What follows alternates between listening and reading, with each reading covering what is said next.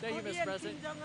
Can you explain how you view, your great healthcare plan will impact Americans' health insurance premiums? It's going to be it is a tremendous plan. It's called the Great Healthcare Plan.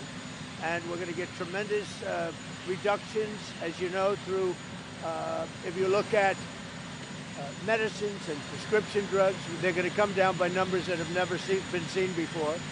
And we're doing that by most favored nations. And other nations, whoever pays the lowest in the world, that's what we're going to pay. Right now, we're paying sometimes 10 times higher than other nations. So we have favored nations. That's been approved. Other nations have, for the most part, agreed to it. And they had no choice, otherwise we were going to put tariffs on them. Mr. President, the health care plan that we're coming, the money's going to be paid directly to the people. So it goes directly, not to the companies, not to the insurance companies. It's going to go directly to the people, and the people are going to buy their own health care. They'll get much better health care at a much reduced cost. Mr. President, pull out of NATO if it doesn't help you acquire Greenland. Well, we're going to see. NATO has been dealing with us on Greenland. We need Greenland for national security very badly. If we don't have it, we have a big hole in national security, especially when it comes to what we're doing in terms of the Golden Dome and all of the other things. We have a lot of investments in military. We have got the strongest military in the world, and it's only getting stronger. And you saw that with Venezuela. You saw that with the attack on Iran, with the knocking out their nuclear capability potentially. So yeah, we're talking to NATO. Mr. President. Not militarily. Sorry, guys, you cannot push too much. I don't talk about that. Mr. President. Will you urge protesters in Iran earlier this week to keep fighting in the streets and said that help was on the way? Is help still on the way, or has your bar Well, we're going to see. As you know, Iran canceled the hanging of over 800 people. They were going to hang over 800 people yesterday.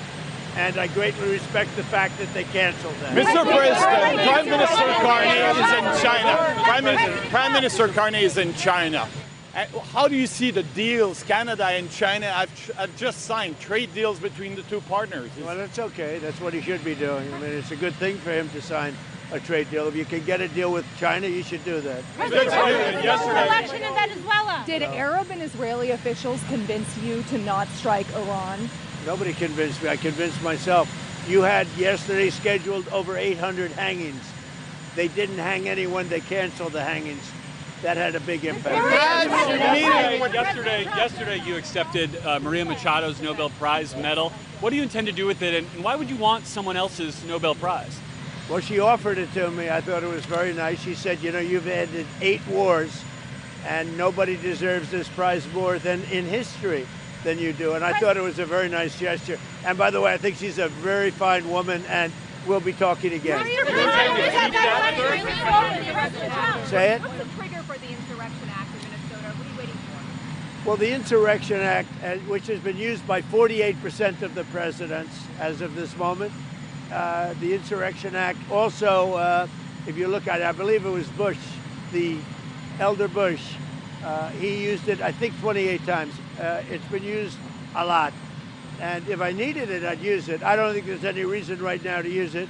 But if I needed it, I'd use it. It's very powerful. President Johnson called Machado a very nice person at the meeting went well. Why align with Delcy Rodriguez and the remnants of the Maduro regime and not with Machado, who has the support of the Venezuelan people? Well, if you ever remember a place called Iraq where everybody was fired, every single person, the police, the generals, everybody was fired, and they ended up being ISIS.